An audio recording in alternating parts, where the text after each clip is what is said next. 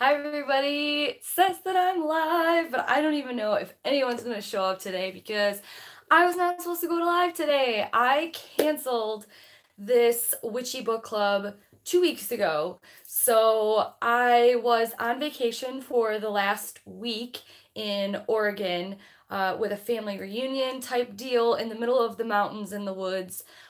George and the two kids came and we spent a week with family and it was really, really lovely. So obviously I couldn't do the live stream last week, and I originally canceled this week's live stream because I didn't know how I was going to feel because I got back yesterday morning at 5 a.m. We had a red eye flight. So I was like, girl, I can't do lives. Like, I can't do this right now. But I woke up at 5:30 in the morning, like, ready to live my best life. So I was like, you know what? Let me just pop on live. Even if one person comes, Sam's here. Yay. I am not alone. Hi, Sam. Welcome back. Hope you had a great vacay. The pics were gorgeous. Thanks, Sam. I missed you guys. I really have nothing planned, like nothing specific I want to talk about. As I was like getting ready to go live, I was like, actually, what am I going to talk about? If no one shows up or no one has anything, because the last witchy book club we did was a Q&A, so I feel like you guys might not have any more questions for me. I mean, I am going to go over the book for next week that we're starting, which is Earth Magic. So if you're watching the playback of this, or if you're joining me live right now, and you didn't hear already or yet, this is our next book that we are going to be diving into. I assigned this 2 weeks ago now, so I did assign quite a bit of reading that admittedly I haven't started at all, and I will tell you why in a second. But you still have time to pick this book up if you'd like to join us next Monday at 9 a.m. Eastern Standard Time. We will be diving in and going over the entire introduction and part 1. This is Earth Magic by Stephen D. Farmer. So if you guys still want to and you would like to and you haven't heard yet, you still have a week to get the book, do the readings, or even if you want to join us next week and you don't want to get the book, that's what's gonna be happening next week. So I want to start this off right away with actual witchy book club content because it's been a moment since we've talked some things. So anyways, I guess I just kind of wanted to tell you guys about my vacation and what I've been up to and see what you guys have been up to. Give you a little bit of rambles and updates of what I have to come on my channel and my website and all these fun things. First and foremost, I feel so recharged. And obviously when you go away on vacation, you always get a sense of like getting out of your normal routine and your environment and being able to switch things up or seeing things in a different perspective is so nice and so healthy. And I actually thought I was going to be completely cut off from like service or internet or anything, and that really wasn't the case. I really wasn't plugged in, but I was able to like post a bunch of pictures on Facebook and then it would just kind of randomly post whenever I had a hit of service. So I wasn't really able to communicate back and forth to people or actually interact on social media, but I did have those blips of service where I would like call my grandma whenever I got the second to do so and check in with her. Or like I said, I did get to post pictures, which Sam said were gorgeous. Thank you. The places we went to were amazing, like mind-blowing. The waterfalls there and just the experiences that we had packed and crammed into 1 week was so insane. I did vlog most of the experience. I vlogged most of like the big things that we did. So hi Miller Nature, nice to see you. Thanks for joining me. I really have nothing planned. So if you guys do have questions or if there's something you'd like me to talk about, I can go over that. If not, I'm just going to sit here and ramble, and I hope that you are okay with that. But like I said, I woke up at 5:30 in the morning. So I live in Michigan. Whoa, girl, get in focus. I live in Michigan, so the time difference was 3 hours or so from Oregon to Michigan, and they're 3 hours ahead. No, we're 3 hours ahead. So if it was 5:30 in the morning, like when I woke up today, it was like 8:30 in Oregon. Wait. reverse that. But I am on Oregon time still, so you guys know what I'm saying. Basically, I thought that I was going to be exhausted from traveling and jet lag and all this stuff, but it actually worked into my benefit. You guys get what I'm saying. So I was up and bright and ready to go at 5:30 in the morning, and George was getting ready for work because he leaves super early, and I was like, I'm gonna curl my hair, I'm gonna catch up on some YouTube videos, and let me tell you, shit popped off while I was away. Like, my YouTube watch later list is a billion years long. Like, I feel like I'm never going to be able to watch all of the content and things that I want to. So yeah, that's going to be interesting. But I don't know. I feel recharged. I feel refreshed. And this vacation particularly was really great for me because it combined family. All of my family spread out all over the place on my mom's side. And there really isn't much family on my dad's side left, and there's a lot that I don't communicate with on that side, except for my grandma that you guys know and adore and love. But so like my mom, my stepdad, my grandma, my grandpa, my grandma and grandpa live in Washington State. My mom and my stepdad live in Oregon, or in Oregon. My brother currently lives in Santa Fe, but he's lived in California and he's about to go to Colorado possibly and all these other places. So I don't really get to see him. My 3 step siblings all live either on the other side of Michigan or in the UP, which is basically like further away than the other states underneath Michigan for me. Like, it's over 8 hours, I feel like, to go and see when they were living up in the UP. So to get everybody together in one spot, and my Aunt Beth and my Uncle Sel live in Colorado, and I haven't seen them in over a decade. So to get everybody together in one place, like just starting off for a whole week to spend with all my family was really, really great. But then it was the most magical, kind of like witchy, earthy, recharge, rest and relaxation vacation that I've ever had, or at least for a really, really long time. Typically, when people go on vacations, it's to go and get away and to like not do anything. It's to recharge and relax. And it's like, I don't take those vacations. The last couple vacations that we've taken, yes, it was like relaxing to a point and recharging, definitely with my energy. But we've been like on the go. It's like, oh, what are we gonna do today? And what do we have to get up? And we have to make sure we get food and da da da da. And you don't really feel like relaxed because you're just like trying to fit everything in and where do we go and what do we do and blah blah blah blah. And although elements of this vacation were like that, I was very blessed that my mom and my grandma and my aunt basically provided all of the events scheduled. They told us when we were going and where we were going and what we were doing for the most part. All the meals were basically set forth beforehand, and like, even though there was like, now it's time to do this, I didn't have to plan it and I didn't have to do it, and like that never happens. So I really felt like at one point I was just like sitting in a hammock and laying there and looking at the woods and reading a book and listening to my like really depressing playlist, and it was just really great. So I feel like when I came back to this house, the mindset and energy of this house and where I'm at, like with my life and what I want to do and create, is so just, it was like so fulfilling for me to come back home and like stock my fridge full of like fruits and veggies and make a huge bowl of guacamole. Like the simple things that I love and I enjoy, I'm viewing differently. And I just feel like so refreshed, you guys. I feel so good, which is really what a vacation's for. So anyways, I just want to kind of preface, or like not preface, but kind of recap you on my week. I did vlog, so I'm going to hope to get a vlog hopefully later this week, maybe Thursday or so.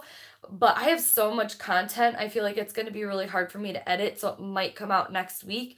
I know a lot of you guys were interested in seeing like my family and what I was doing, and we did a lot of hikes in nature, so my Green Witch vibes were definitely like screaming with love. I was planning on foraging a lot more things than I did, and I just didn't end up doing that. But I'll talk about that in the future, and you'll see kind of what we did and what we went through if you want to and when the vlog goes up. So anyways, who's here? What's going on? How are all of you guys? Yeah. Oh, what I was gonna say was the reason why, unless I'm just gonna keep talking unless somebody else wants to chime in here. I do see a handful of you guys here, and again, like, this wasn't scheduled for live, so this is just me rambling. But the reason why I haven't delved into this book yet is, hi Brianna, nice to see you. I'm so glad that you're here because I didn't think anyone would come. The reason why I haven't started this yet, and I plan to like dive in fully probably tomorrow, and do all my notes and do all my prep and have my questions for you guys and your homework, is because first of all, I did bring this book on vacation with me, so I was kind of hoping that maybe like I was going to finish the other book I was reading, which I want to talk about, but I just felt like I wasn't in a space to be doing work. And this kind of feels like work a little bit for me, like the fun work. Like I want to be doing this and it's really, really fun work, but like to be focused and thinking and like writing things down and trying to like really take in what I was reading, like I just didn't feel like I wanted to do that. So that's why I haven't started this yet, but I have a whole week and I really am excited genuinely to delve into this and to see what's going on. But the reason why really is because I took this book with me on vacation. And when I left, I want to say I was maybe 100 pages in. Nikki, thanks. I will take my time. But you know what? I'm really excited. Like I need some magic content in my life. Like it's been a minute. Because we did the Green Witch book, which was so gushy and amazing and jam-packed full of like the things that I want and need to read. And then we did the astrology thing, and that took a long time, and then I've had breaks in between, and I'm like craving getting back there. But this book, Wendy Darling by Colleen Oakes, I left on vacation. It's a like a kind of a retelling of Peter Pan through the eyes of this author. And I was about 100 pages in, and I'm like, I wanted to finish this book so bad. I'm less than 40 pages left into finishing, and I'm like trying to soak it all in as much as possible and take my time because I just don't want it to end. Since this is the Witchy Book Club live and we're not doing the Witchy book, I wanted to mention what I am or what I was reading. So this book is Wendy Darling by Colleen Oakes. I write YA books and read them. You write YA? How did I not know that, Brianna? That's amazing. Send me something to read. That's awesome. So this book was like, for majority of the book, like maybe 3/4 of the way through, I really enjoyed it. It was a really easy, great vacation read. It's basically Peter Pan almost to the T, except for like a few differences, but like all the characters or, you know, stuff like that, are generally the same. The feeling of it is really amazing. The reason why I got this book is because Colleen Oakes wrote one of my favorite series of all times called Queen of Hearts. It's a 3-part series that's like a spinoff of Alice in Wonderland, and it's really dark. It's the Queen of Hearts something and then the War of Cards, but it's the same. So I was like, I loved this and I love Peter Pan, so I'm gonna get this book and pick it up. I was very shocked at how like closely it melded with the actual world of Peter Pan, since the other series by her was so off from like what you know about Alice in Wonderland, but I still really enjoyed it. But girl, let me tell you, the last 100 pages, shit popped off. Like everything that you would think or know, like just totally flipped a switch. And I was on the plane ride home going like, what? What are you doing? What are you talking about? How is this happening? And so if you like Peter Pan or you like YA novels and you're looking for a good series, first of all, I highly, highly, highly recommend the Queen of Hearts series by her, But if you want to do something a little bit more light and still really enjoyable and an easy read, the other one's an easy read too. It's just really out there. So this one, I am so excited to pick up the next book, and that's why I'm like waiting to finish. I'll probably finish this today, but like and order the second one immediately, because if it wasn't for the last 100 pages, I would have been like, that was really cute. That was a really sweet read. Really nice book, but I'll probably read something else just because it didn't grab me, but I'm grabbed. It grabbed me, my weave, my soul. It's there. And so if you're looking for a new read, this is what I recommend right now, and the Queen of Hearts series. So that's what I wanted to mention, and that's a big reason why I like didn't start this one, is because I read pretty much this entire book like on the plane rides and a little bit laying in hammock on vacation. And in the mornings, I woke up earlier than everybody. I just don't. Oh, and another thing is like, look at these little flower petals. So you guys will see a little bit of this from either pictures or videos or whatever. But on our last day, we were in Portland and we went to the Japanese, or it was like some rose garden there. And I stole some of the petals that were already like on the floor of the flower beds, and I put them in my book and dried them. So I'm going to put them on my altar. But honestly, that was the coolest tourist thing I've ever done, was going through these rose gardens. I walked up and smelt it before I saw it and started crying, because it was everything I've always wanted to do and more. If you guys know how obsessed I am with Alice in Wonderland, like I felt like I was inside of Alice in Wonderland. And even though everyone was taking all these touristy pictures and like Instagram posts, which I had to do some photos, but like it was incredible to see all these roses, all these different like strands of flowers that were all roses, but they were so different. They all smelt so different. Like Michaela and I just had a field day in these fields of roses. We would find one that was one color and then smell it and be like, oh my gosh, this smells like blueberries. And then go and smell another one and be like, why does this smell like old lady hand lotion? And then smell another one and be like, oh my God, it smells like fruit punch. I was overwhelmed with senses, and my favorite flowers are roses. So I cried, y'all. But anyways, what are you guys saying? Brianna said, oh my God, Miller Nature, that's amazing. Sammy, did you like the Bone Witch? I just bought it from work. Oh, I wish, I don't want to, I don't know, not really.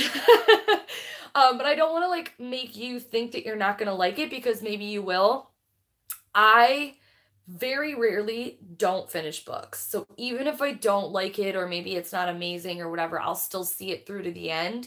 I can't remember who wrote The Bone Witch, but I think, did I get rid of it, or like, did I pass it on or give it away or something?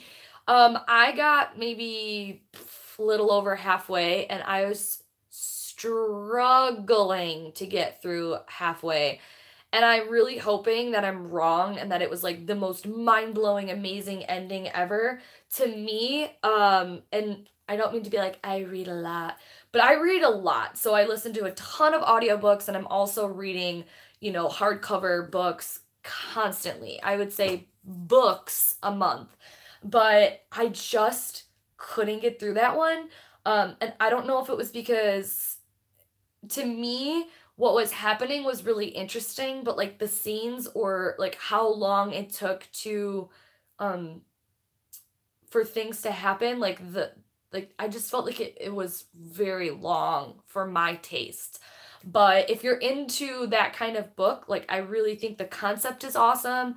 The cover is beautiful, and you might really enjoy it. So please don't take what I'm saying and how I didn't finish it. But if you're asking me my opinion on it, I can't really give you a full opinion, but I can tell you I didn't finish it, and that rarely happens. So let me know how you like it, because if the ending is just like mind-blowingly amazing, I would like to know, so that when other people ask me, I can tell them that like, I didn't finish it, but I've heard it's really good. The other thing I wanted to show you guys with books, I met Alice at Disney. She's so lovely. I can't remember. I haven't been to Disney World since I was like 12. Have you read Furry Born? I just picked it up a couple days ago, but haven't gotten through much of it yet. I've never heard of that, Sam. Is it a YA novel, or Yeah, what is that? What even is that? Um, if you guys want opinions on books or you want to know what's good or what's not, in my opinion, my humble opinion, just let me know because we can make this chat about books. I will be so into that. I have the Firstborn ARC and I personally loved it. Is that what? Yeah, it's YA. Who is it by? And give me like a little bit of like what it is because maybe I do know, but I don't. I don't know. When I'm telling you guys that I read, it's like something that I don't really. It's like two queens or something that were enemies but have to join forces against some kind of assassin. Claire, oh. That author seems really familiar. I wonder if Claire Legrand has wrote anything else that I've seen. I don't think I've heard of that. Sam, will you do me a favor and DM me on Instagram so I don't forget about it? And anybody else who brings up books and that wants to give me recommendations, like, please send me that because I'm all about it. I love YA fantasy fiction and just YA books in general. I know that, like, I'm an adult now, but, like, YA to me is what I want to read. Fantasy fiction, and then other than that, I really, really like self-development books or like magical, you know, witchy kind of content. So I kind of tend to do like one of each and juggle them at the same time. And I will most of the time get really sucked into a certain like book YA like series and then have like a book hangover and have to like do a quick like self-help audiobook in between or like a spiritual kind of awareness in between so that I can like clear my slate and then okay, cool. Thanks, Sam. I can see you just DM'd me on Instagram. Miller Nature this, but I felt like it was really fresh take on unique types of magic and the world was very well developed. Awesome. I'm going to put it in my wish list ASAP. I may not be able to stay for a whole chat. Are you planning to let us know what we need to read of the new book or for next week? Deborah, I announced it 2 weeks ago and I already did. I'm going to say it again right now since you can't leave and then we'll get back to what we were talking about before. So our current book that we are going to be reading next week and starting on is Earth Magic by Stephen D. Farmer. You can get this book very inexpensive off Amazon if you buy it used. You can probably, I've heard some people are finding it in their libraries. You can get it new if you want. You can find it pretty easily. And I really think this is going to be a good subject and a good book to dive into next. I'm very excited about it. It covers so many different things that I'm kind of nervous to get into some of them. Like you know, a lot of these can be kind of controversial when brought up in like a live stream, but I still think it's going to really feed our witchy book club souls. So the reading selection that we're going to be covering next week is the introduction and all of part 1. So I'm sorry that that's quite a bit of content for you to go over in a week, but I haven't started yet and I think we can get through it together. I assigned a big chunk of the reading, a whole part 1 and introduction because I've been off for like 2 weeks. So that's what we're doing. If you'd like to join us, I would love to have you join us. Or if you don't get the book in time or you feel like this isn't a book that you want to get for yourself, you can still join our live streams and we'll talk together about it. And that's that. So I hope that you enjoy or get it and can join in. So thanks for stopping by, Deborah, and good question. Do you like anthologies? Because I have a witchy one for you that's coming out soon. Yeah, just yes. So just DM me what you're suggesting or let me know now. I wanted to show you guys what book I picked up in Oregon that I'm really excited about too. I've been stuck in self-help and witchy book reading The Artist's Way, The Four Agreements, The Wicca Candle Magic right now, but I need to read some fiction. So I will give you some recommendations. I got the book last week and I have already started it. I'm on the 3rd chapter. I can't wait to get started. Awesome. Okay, that makes me feel good, Deborah. I'm really excited that you already have it. So yeah, we're going to be discussing all the way up until part 1. I'm trying to find the chapter or the page that it's on so I could tell you. But if you have the book, you know. It's actually not that much reading. It really isn't. But it seems like a lot because it's pretty much like, I don't know. Hold on. Wait, where is... Aha, I found it. Okay, so it's 42 pages or so. So part 2, we're going to read all the way up until part 2. So it's maybe a fourth of the book. But honestly, like, the wording's really big, and I feel like we can get through it, so I don't feel bad about it. Is it Toil and Trouble? It is Toil and Trouble Anthology. Okay, cool. Toil and Trouble Anthology. Maybe I should get like a pen and paper because I feel like I'm going to forget all of these. Oh my God, Miller Nature. Yes, it is. And I love it so far. Did you like it? Toil and Trouble Anthology. Okay, well, I'm going to have to read that one too. Let me show you guys the book that I got in Oregon. So we flew into Portland. We rented a car and drove about an hour and a half to Gates, Oregon, which is where the cabin was that we all stayed in, which was in the middle of nowhere. But when we were leaving, we had to be out of the cabin that we rented at like 9 in the morning. And our flight wasn't until 10:30 p.m. that night. So we had to return our rental car, but then we had like an entire day to do something with the kids in Portland. So we were trying to meet up with friends, which we actually did, but we only got to meet up with them for maybe an hour, hour and a half. So the rest of the day was like, what the hell are we going to do in Portland without a car? And like, we don't know where we're going or what we're doing. First of all, the vegan food in Portland, amazing. Want to move there right now just for that alone. I had vegan pizza and vegan, like, oh, it's just, oh my God, it was so good.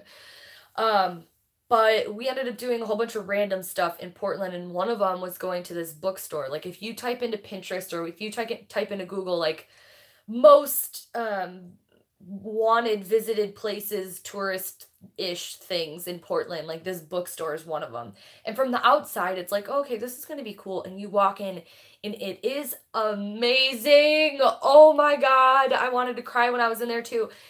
I can't remember the name of the store, so if anybody knows or is from the Oregon area and wants to leave it in the comments below if you're watching the playback, or, you know, if you're live and you know what I'm talking about, just like let me know, because I don't remember what it's called. But it was the biggest bookstore I've ever been in. Everything was color coded. There was like 3 levels.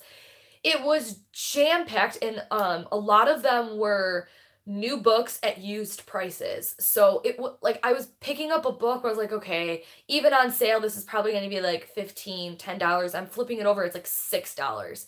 And if we didn't fly, if we drove, I would have spent so much money on books.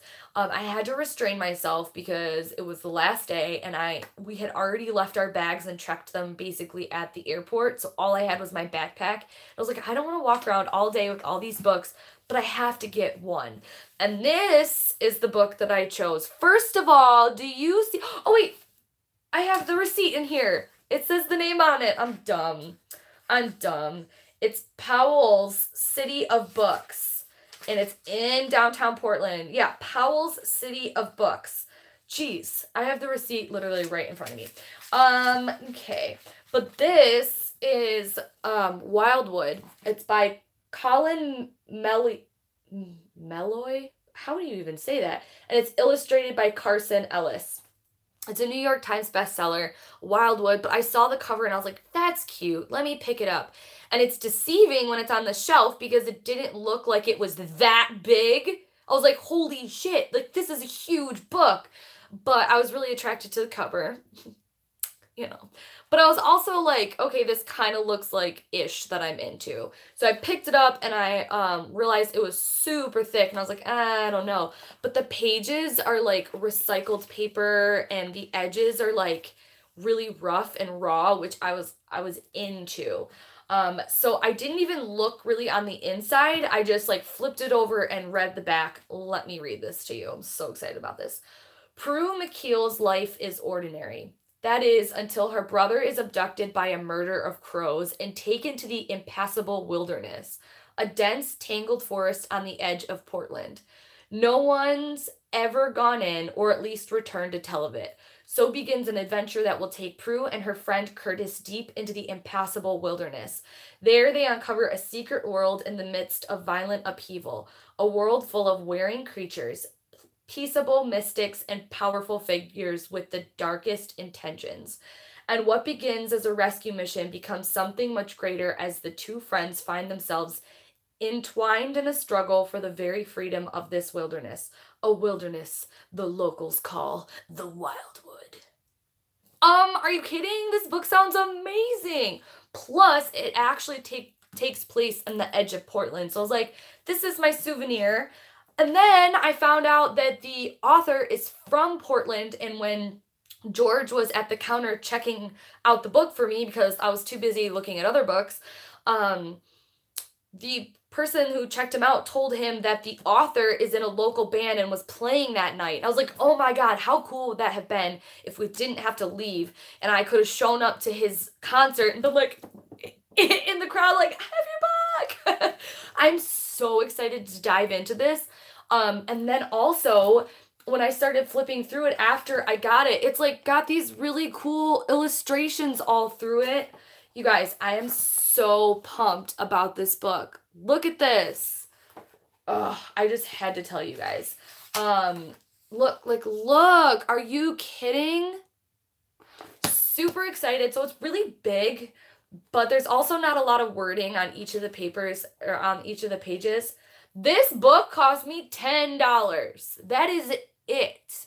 I am so excited. I'm so excited.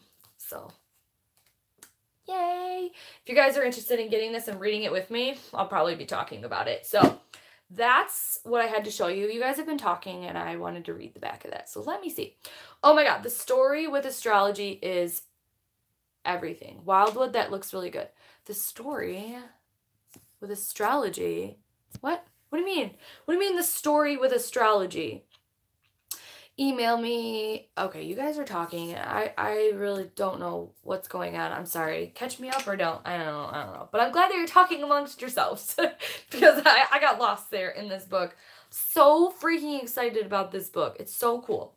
So that's the catch up with books that I have. If we want to talk about other books that I've loved or that you guys love, downsies.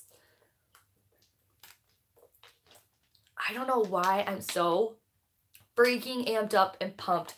Oh, let me tell you guys something. So I'm going through all of the emotions right now because I have my regular camera that I record with, which was pretty expensive. I got it 2 years ago or so, maybe even more than that. And it's what I film all my videos with, except for when I'm doing like my live streams. I just use my phone because it's a lot easier and I can't live stream on my camera. Hi, Janae Deluxe. I need more books in my life. Well, we're going to tell you all about them. Angelica, hi, how are you? So I have a camera that I use to shoot my videos. I just saw your Instagram story. Yes.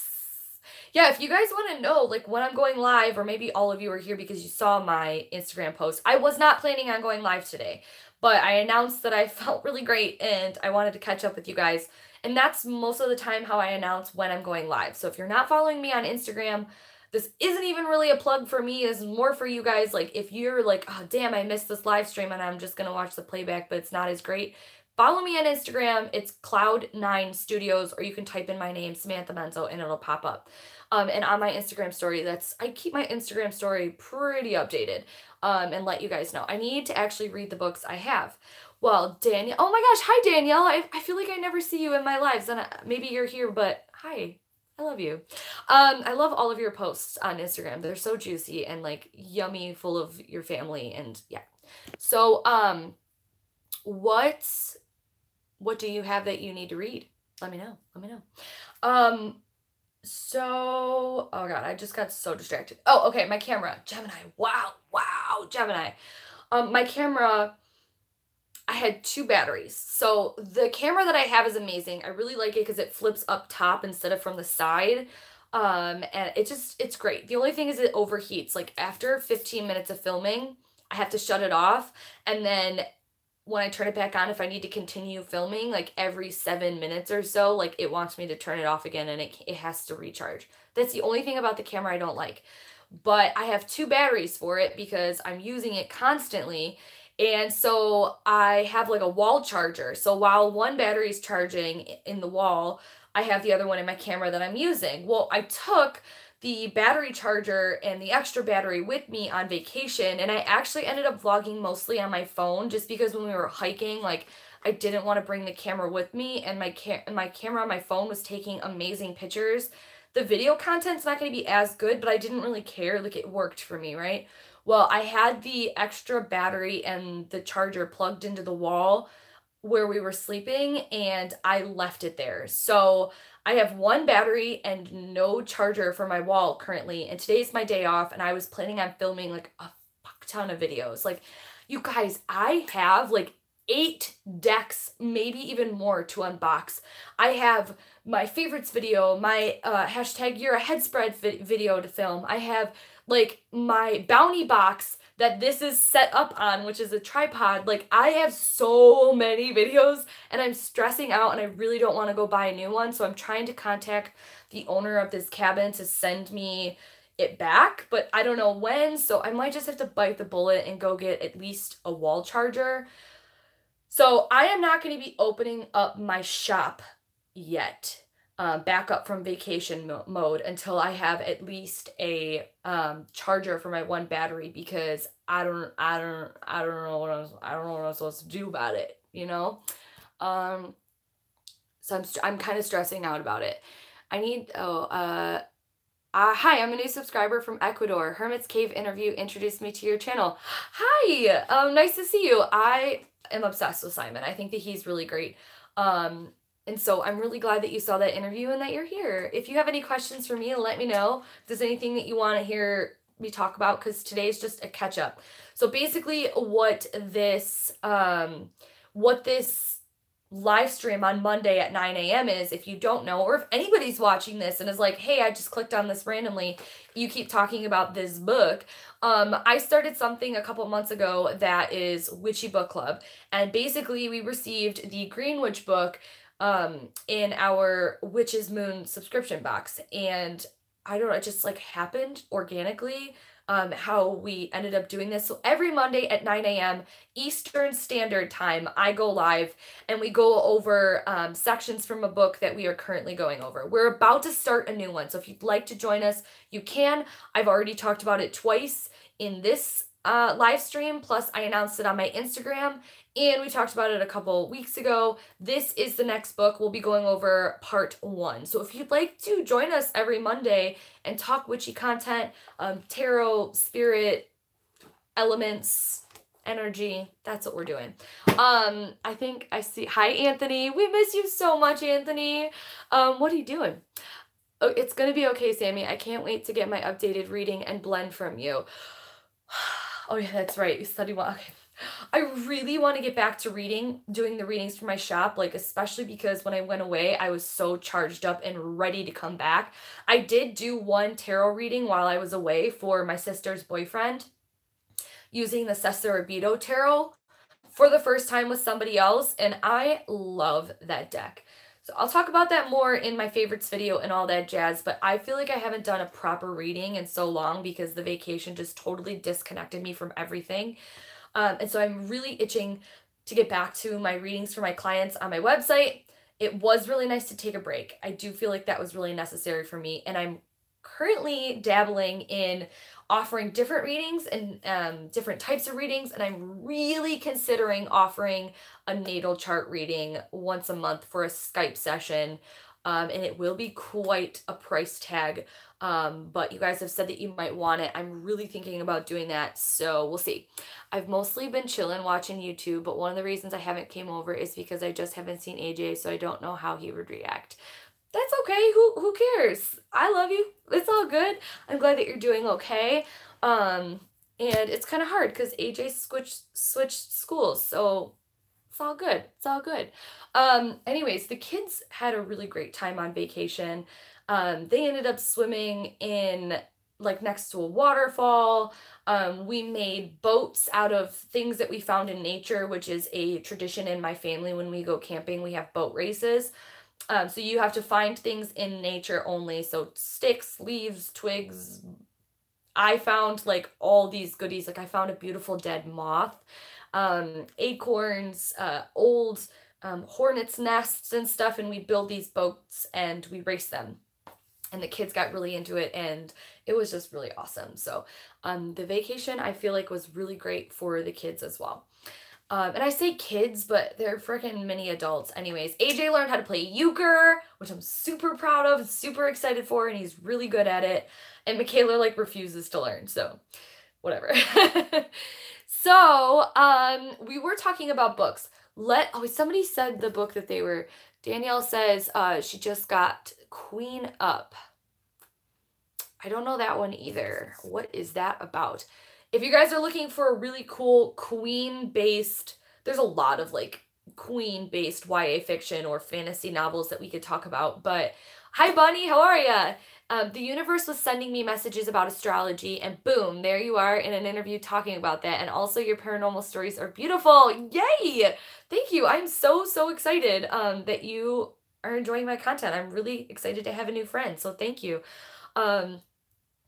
Euchre is fun, but I gotta go eat breakfast and get ready for the day. Bye, Anthony. Thanks for stopping by. We miss you. So I'm really glad that you found my channel. This Queen series that Three Dark Crowns, that's the one I was gonna say. Miller Nature, that's the one I was gonna say. Euchre, I'm gonna look it up later. It's a card game that's really only played in a little bit of Canada towards the Michigan area. Some parts of Ohio, maybe some parts of Wisconsin, but it's really a generalized, like, Michigan-based game that is really all anybody plays. So we don't really play any other card games here in Michigan. Like, if you don't know how to play euchre, get out of the state. But yeah, it's really fun. It's kind of like spades, if you know spades, but it's also pretty different. It's a book about 4 tarot queens and how to connect with them. Oh, wait, we're talking, Queen Up. Oh my God, that sounds amazing. Oh my God, somebody take notes for me. One of my moderators, because I can't get up or I will tip this makeshift tripod stand over. It is a laundry basket tipped upside down and my Sacred Bounty box, which I haven't unboxed yet, and then my phone. That's what I'm filming on right now, and I'm on my bed, so I can't, like, go get anything right now. So somebody take notes and then DM me, please. So Queen Up, that sounds honest. Got you. Thank you, Brianna. You're amazing. Vibing with you today. Thank you, Miller Nature. I'm just so charged.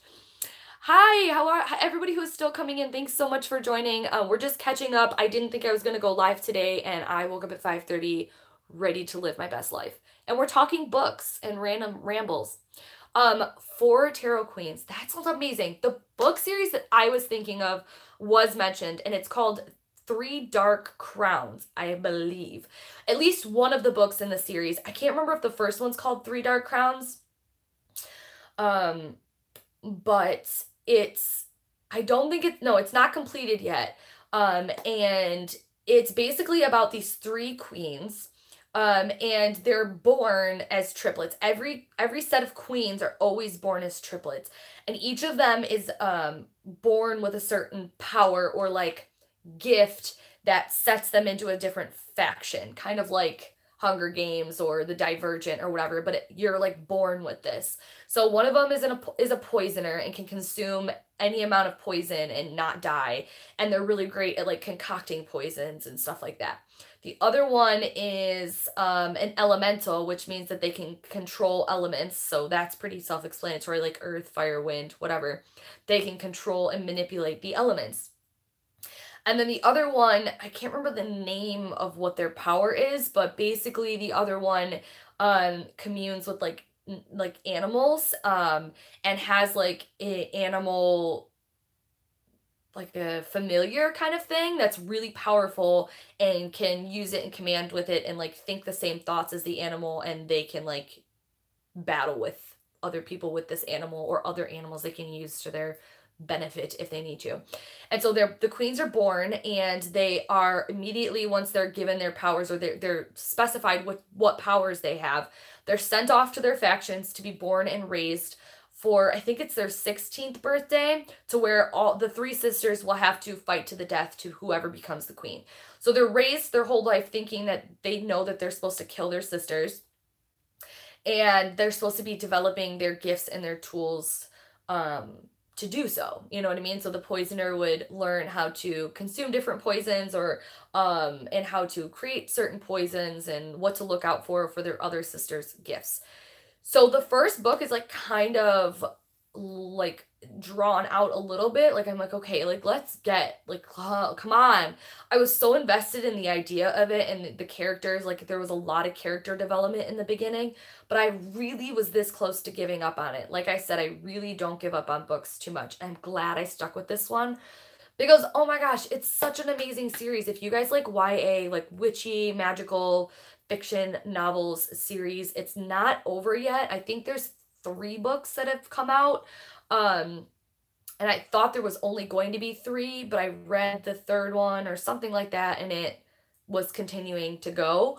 Or maybe there was only 2. I don't know. Guys, look this up. It's 3 Dark Crowns. I can't remember who the author is because I can't look it up because I can't move. Anyways, that's that book. Bunny said, I just got Benabel Wen's Holistic Tarot book a couple days ago. It's awesome. That's great. I love a good tarot book.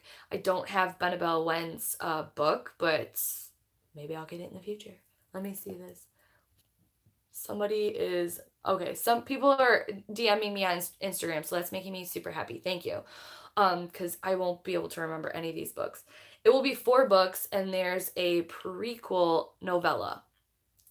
And that's the one that you looked up, the one that I just talked about, right? Miller Nature. The 3 Dark Crowns series. I loved it. I think it's great. I think, and the twists and the plot turns in the ends of the books are like so good. It is a very easy read, but I'm listening to it on audiobooks. That one I'm listening to, so it's really fun to like drive in the car and to listen to that one.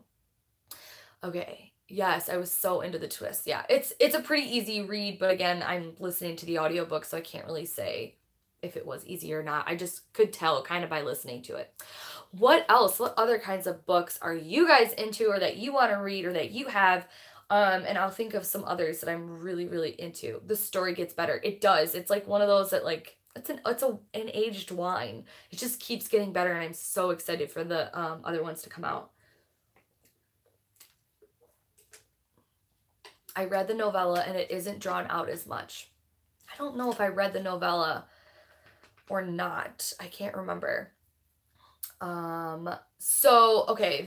I mean, I've talked about this series like a billion times on my channel, but I will talk to you guys about it again.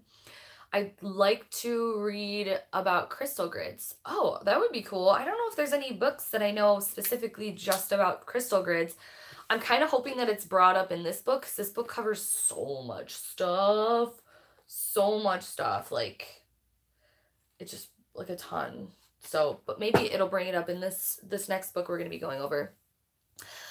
I am reading the 2nd book in the Caravan duology, and it's very good. Okay, Caravan. I think I have that one in my wish list. Send me that. Write that on your list, Brianna, because I want to look that up. Maybe I'm thinking of Carnival. Caravan duology. I don't know what that is. Hey girl, hey Heather, what's up? I meant Caraval. I think we're talking about the same thing, but just write it down for me, okay, Brianna? Because I really want to look all these up. We're talking books. We're catching up.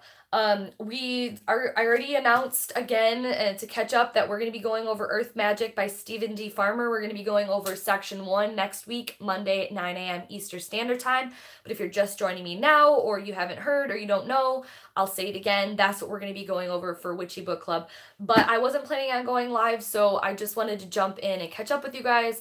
And I did my hair. I got up at 5:30 and I was like, I'm going to go live. The Accursed King series by Maurice is a nice tarot-related trilogy.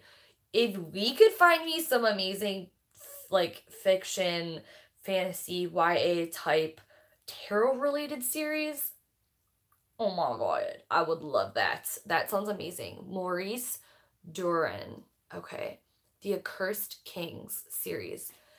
like, why have I never thought to look up anything like that, like a tarot related? That's amazing. I really want to know about that.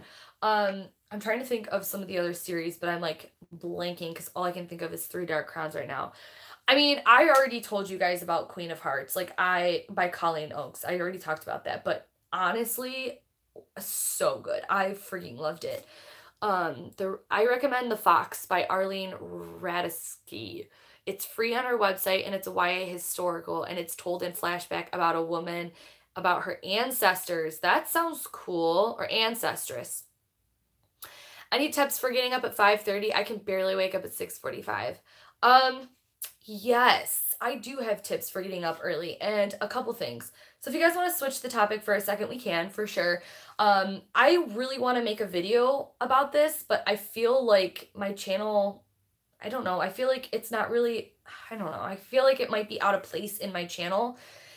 And I feel like it's going to be pretty generic, and there's a lot of videos that you can find online already that's like how to get up early and start, how I wake up at 5:30 every day.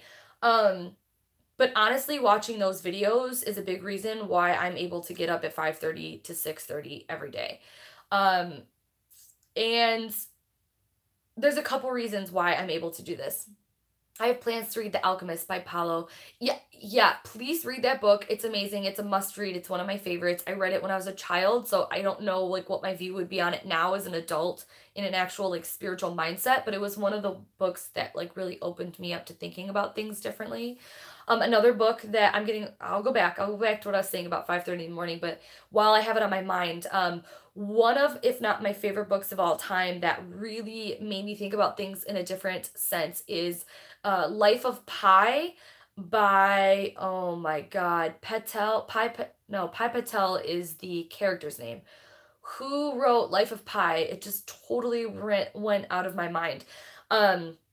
Life of Pi was turned into a movie, which was pretty good, but the book was amazing. There's like 3 different main sections to it. It takes place with a boy that grew up in a zoo in India, and his parents up and moved their entire home and zoo to Canada, and the ship that is taking them from from India to Canada is wrecked, and he's stranded on a lifeboat with like by himself with no family, with like a Bengal tiger, a hyena, an orangutan, and a zebra or something like that. And it's his journey of what happens after that. But even before that shipwreck, there's a whole big part in the beginning where he finds like 3 different main religions and falls in love with all these gods, and this is an interesting topic to bring up currently with what's going on in our community. But basically, Pi, the main character, is really torn because he falls in love with these different religions and these different gods and doesn't understand why everybody is yelling at him or telling him why he has to pick one, and why they're all so important and dear to his heart. I can't remember what the religions were. I know one of them was like of like a sort of Christian based faith. Another one was, I think, Islamic. I don't know. There was 3 main Buddhism. There was 3 pretty conflicting different religions that he dabbles in and is learning and growing through, and these different mentors in this religious in these different religious areas, and they all end up like meeting in one place. It's like the first part of the book before the whole book even starts, and it was so mind-boggling to me that it was the first time that I had experienced somebody questioning and wanting to love and learn through all these different gods and all these different religions, and taking like the beliefs that they love from everything and not understanding why everyone was telling them you can't love one thing when you love another, and all these things. So if you're interested in that, check it out, because that's just a little bit of the chunk of the first part. And then the second part is really, really long and intense of him like stranded on this boat. And then the third part I can't even tell you about because that's where all the plot twists happen. And I'm telling you, it's like one of my favorite books of all time, Life of Pi. Back to waking up at 5:30 a.m. A couple reasons why I'm able to do this and why I want to do this and how I do this. One is my boyfriend George typically has to go to work anywhere from 5:30 in the morning to maybe 6:30 in the morning. So it's easier because my partner is already up and out of bed. I feel like it's harder to get out of bed when your partner is still sleeping and sleeping in. It's like, oh, okay, you wake up and you're like, okay, they're still sleeping. I'm like, oh, I'm just gonna keep sleeping. But most of the time when I wake up, anywhere from 5:30 to 6:30, he's already up and out there in the kitchen getting ready, and I hear him, and it's like easier for me to get up, you know? But even on the days where he's already gone and I don't even realize it, and I wake up and I'm like, okay, I want to get up, or even when he is here, I can still do it. It's just not as easy. So that's one of the reasons why I can get up early, is because my partner is already getting up early, and it's kind of nice to get up with them. It's easier. Another reason why it's been a little bit easier for me to get up at 5:30 in the morning to 6:30 in the morning, I say that because during the weekday, I really try and get up at 5:30, but sometimes I don't get up till 6:30. But still, waking up at 6:30 is super early. I don't have to be at work until 10, so it's great for me because I actually have time to work on my business and work on the things that I want to work on. So I just made, you know, the decision that, and I came to the awareness that if I wanted to make my life work for me, if I wanted to build a successful life and a successful career, and to be able to get in all the me time that I want, and to feel like I'm getting the most out of my time and my day, waking up early was what I needed to do. That might not be the same for everybody, but I can tell you that when you allow yourself time in the morning to get things done, or to give yourself the more space to play with in the morning, and it's different because I don't have young children, and I don't, you know, I do understand it's hard for some people to do that, but in my situation, I'm trying to build a business, but I still have a full-time job. So I have a day job at an art gallery that I work, you know, 5, sometimes 6 days a week, depending. But I have to get up early to be able to do my client readings, to be able to get my me time in, to do my readings, to do my live streams, to film my videos, to work on myself, and to work on what I want and my passions in my career. It's easy to get up in the morning if you're doing it for a reason. So whatever that reason is, whether it is to, you know, whether it's to just get in some exercise, like, you have to really want and know the reason why you're waking up. Waking up at 5:30 in the morning just because you want to is really difficult for a long-term span. So you might be really motivated after seeing this and listening to me and watching it and being like, yes, that sounds great. I could have much more time in the morning, and I really want to try and do that. And so I'm going to get up early, and you might be really good at it for a week. But unless you have like this, like, I'm getting up to do this, I'm getting up for this reason, and you're constantly reminding yourself of that, it's very difficult to stick with it long term. Why I've been able to stick with it in the last couple months is because I know that I am working on me, and I'm doing things that I love and that I'm passionate about, and getting up makes me feel recharged and refreshed. Sam says I have to be at work 8:30 with a 40 an hour commute. Yeah, I wake up at 7 and hate myself most days for it. It's just so hard to get up early as a Taurus. I totally agree with you. And I am not saying that I'm a morning person. Like, I really am a night owl at heart, but I've trained myself to know that I get my best work done early. I mentally, emotionally, physically, I am better when I wake up in the morning and I go to bed at a decent hour. My husband gets up at 6:20. Some days I can get up, some days I just can't. And that's okay. That's fine. Like, that's perfectly okay. Another reason why it's made it easier for me to get up in the morning, and something that I haven't really talked about on my channel yet, I'll briefly touch on, but it's a good point to be like, this is a good reason why I'm getting up in the morning, is because, oh God, this is a deep thing, but I have recently gotten off the pill. I was on the pill for 13 years, and I've recently gotten off the pill. No, I'm not trying to get pregnant. I am using the FAM method, which is fertility awareness method. I track my basal body temperature with a basal body thermometer, and I'm checking like cervical fluid and all that stuff to track my cycle to see when I'm fertile and when I'm not. That this is taking a twist or turn, whatever. That's my summary of it. So basically, I'm supposed to be taking my temperature with this little fancy, this is my little thermometer.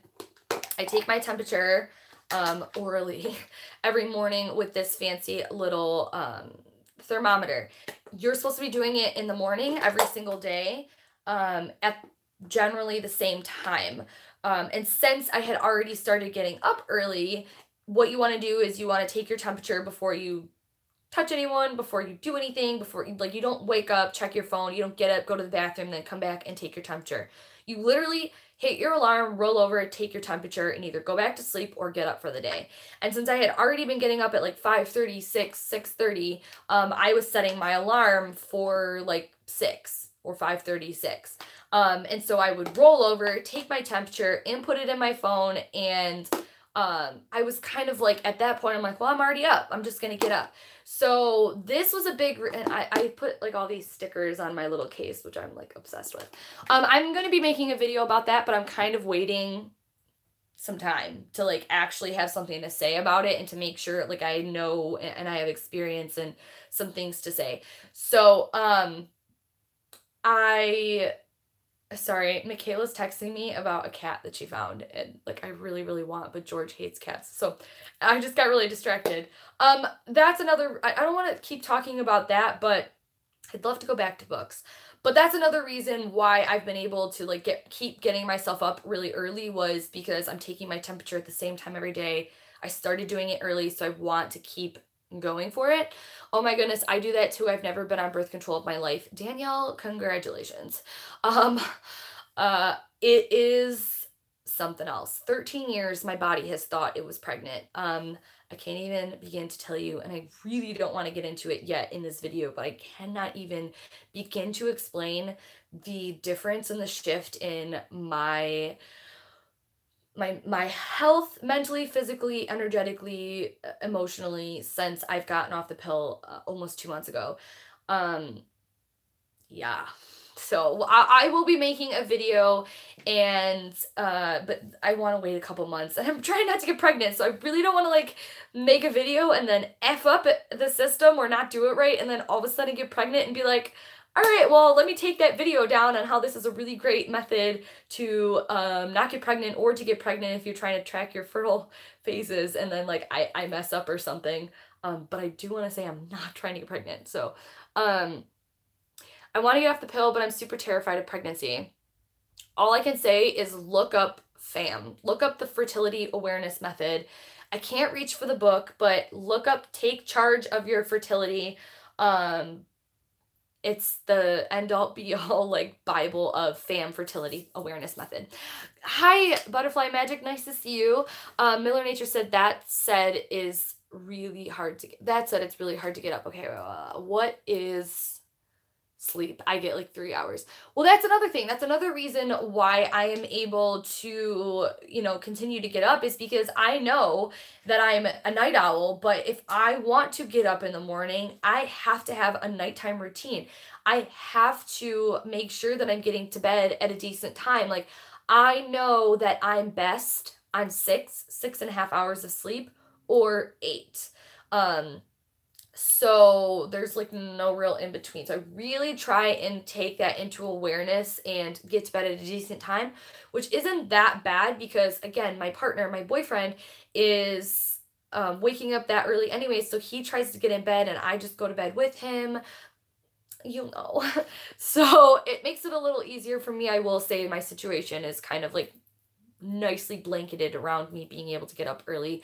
But I would be doing it anyways. Like, I really, really genuinely love getting up early now, and I look forward to my mornings. Like, I got to take my time getting up in the morning and spend time with my dog and work on my bullet journal, have a cup of coffee, watch some YouTube videos, like have a morning and I'm still being productive. Hi, Jamie. You can't stay for very long, but you wanted to pop in and say hello. Hi, Jamie. I hope to see you next week. We're going to be starting a section 1 review of The Earth Magic by Stephen D. Farmer. Butterfly Magic. Oh, I have that book. Fam is perfect. It is an old publication. I learned so much about my body and its cycles. I recommend very much. Yes. Listen, if you guys want to talk about fam, like I'm totally down. I just feel like I haven't had enough experience yet, even just 2 months off of it, to be able to like be qualified or feel good about putting something up on YouTube without like having an allotted amount of time or experience. But I can tell you that I'm obsessed. I'm fucking obsessed. I cannot believe that they don't teach this method or this at all in schools. And honestly, it makes me angry. Which book did she say? I missed it. So I was talking about the fertility awareness method, which is what I'm using to track whether I'm fertile or not. I'm not on the pill. I'm not on any like hormonal or non-hormonal birth control. This is the form of birth control I use, which is tracking what my body is telling me through like what my cervical fluid is or the position of my cervix, and my body temperature with a basal body thermometer. And the book that we were talking about is called Taking Charge of Your Fertility, and I can't see the last name, but the first name is Tony. It's like Wishler,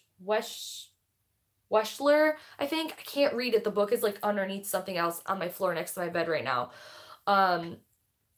Anyways, I can't believe we started going into this. I really didn't, like, I wasn't planning on going there. But if you guys are asking me why and how I can get up at 5:30 in the morning, I've thought about making a video about it, talking about some of these points and what I've been able to get done in the last few months in the morning. It's incredible. I highly recommend that you, if you don't want to wake up early in the morning, that you seriously think about allotting and setting aside time for yourself to get things done, to propel yourself forward in whatever avenue or ways that you want, whether it's towards a business thing, or spending more time with your children, or getting more exercise in, or meal prepping, or you know, whatever it is that you want to do and you think that, oh, I don't have time for that. Like, you do make time, and that's what I've done, and I can't tell you how much it's changed my life. FAM has been really effective for birth control and for conceiving for me and the Huns, using it for 7 years. That is insane. Oh my God.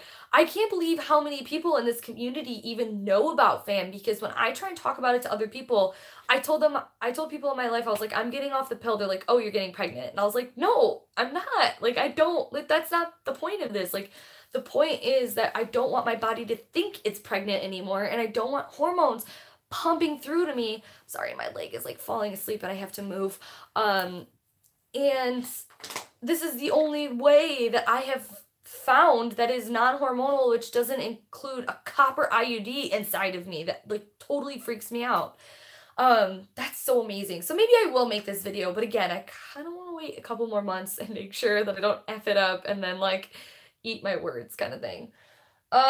Okay, so what else do you guys want to talk about? What else is this is taking a weird turn for me. I guess we could talk about books again, or anything you guys want to talk, or we can still talk about FAM method. Yeah, I'm a little nervous just because we went on vacation and I don't feel like I have like a good tracking record yet through my cycles. So I'm a little nervous that it's gonna, I don't know. I'm just nervous because I traveled and then we were drinking a lot. And so I still took my temperature. There was a time difference and everything, but yes, it's good. So, that's it. Okay. I don't really know what to say now. Trying to think of other book series. I just freaking love books so much, you guys. What was the name of that book? How was your vacation? Heather, it was really, really good. I already talked about it a little bit, but I had some really magical experiences, and it was just really nice to see family. Interesting to travel when your monthly card is the 9 of Swords. Let's put it that way. Yeah, because it was just interesting. There was a lot of, oh God, I don't even want to get into this either. It was really good. I'll be making videos about my experience with the 9 of Swords this month, and my experiences with the vacation. I vlogged the whole time, so when I can get that edited hopefully this week, if not next. Then you guys can see everything that we did, and we all the adventures that we had was really great. So Butterfly Magic said, let me know when you want to review the fam book. I will do a VR and we can generate intelligent conversation about it. That's amazing. Yeah, totally. I will totally do that. I'm really passionate about it. It's something that just automatically clicked for me. I know that my channel is like tarot and spirit based and now book based, but I'm kind of all over the place.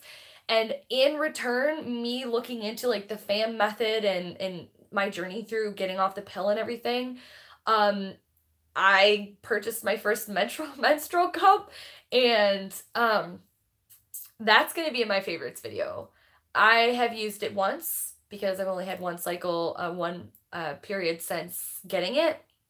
And all the videos were like, you know, give it some time to adjust. It'll probably be weird. You're probably going to have to like play around with how it is and how it fits and being comfortable and stuff with it.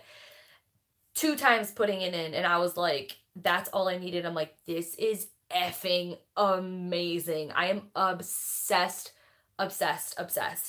So I've only had one period with it, but like already that thing is magical. And I would love to make a video about that too, or combine like my fam and menstrual cup together. But it's like, I don't know if everybody on my channel would really care to like hear about that. And I feel like, since I don't know, I feel like it would scare a lot of people away. And not that I don't want to talk about it because it's like yucky or anything. I just don't know if it like fits in with my channel. Do you know what I mean? Butterfly Magic says, yep, I'm in. Love your videos. You rock. Oh, thank you. Stop. The menstrual cup is the best thing. Yes. Oh my gosh. And like, I've heard about it before and everything. Fan method I had never heard of, like ever. When I heard about it, my brain exploded. But the menstrual cup I've heard about, and I was like, I don't know. I'm like okay with using what I'm using. And then I'm just so obsessed with it. It's amazing. Yeah, its use is phase of life. For kids under 6, all intended in reference to fam. And I own my own business, and I work full time from 5 p.m. to 2 a.m. and I'm working on my associates. Team no sleep. You're awesome. That's so awesome. 2 years in, it's amazing and is good for the health and environment. Oh, you mean your menstrual cup? Fuck, I love the menstrual cup. It's so amazing. Whoa, Tony Weschler. Okay, cool. Yeah, you're saying the author of the Taking Charge of Your Fertility. Clearly titled, should keep those that are not interested. Yeah, I feel like that's what I was thinking. Like if I title the video, which I typically title all my videos, like I have no need to like title my videos in some weird title that I feel like, I don't know. I try my very best to not be like super clickbaity. I mean, the whole goal and the whole like algorithm of YouTube is like you do want to make your thumbnail or your title like engaging, but I am about honesty and like authenticity. Like I want it to be engaging but in a natural sense. So I feel like if I did do a video, it would still be like something where you clearly knew that if you didn't have a period or you didn't care about periods or you didn't care about charting your cycle or about fertility awareness, that you just wouldn't click on it. But still, I'm just like kind of nervous, I guess, because it's just so far off from the content I typically make. But I think I will do it. I would totally be down if you made a video or a few on both the fam and the menstrual cup. Yeah, I'm going to put it on my list of videos to film. I'm probably going to wait another couple months though. I will be filming a vegan update video some point. I really don't care if that's away from my content on my channel. It's really not. I've talked about my veganism a lot on here. I mean, I try not to make like entire videos on it. But I'm obsessed. I really love my vegan life. No, it's been really advancing for me spiritually and mentally. And I think a lot of people ask me questions a lot about my, like where I'm at with veganism currently and stuff like that. And just for my own sense, I really want to put a vegan update video on here, especially because I didn't do a video like I went vegan. but I have a video on my channel from like a year ago of like my experience with Whole30, which is what kickstarted me into going vegan, and it has quite a bit of views on my Whole30 experience, and I kind of just want to refresh that energy on my page and not take that Whole30 video down, because that experience was real and valid and so true and good for me, and I hope that it helps other people who want to do Whole30, who are thinking about it or who are doing it or whatever. But I would like to have the content on here currently that I'm in the mindset of with diet and health wise, which is veganism, very strict veganism as far as plant-based diet goes. I do not sway, I do not falter, I do not, like, you know what I mean? And just like how awesome I feel. So that's some stuff that I want to talk about.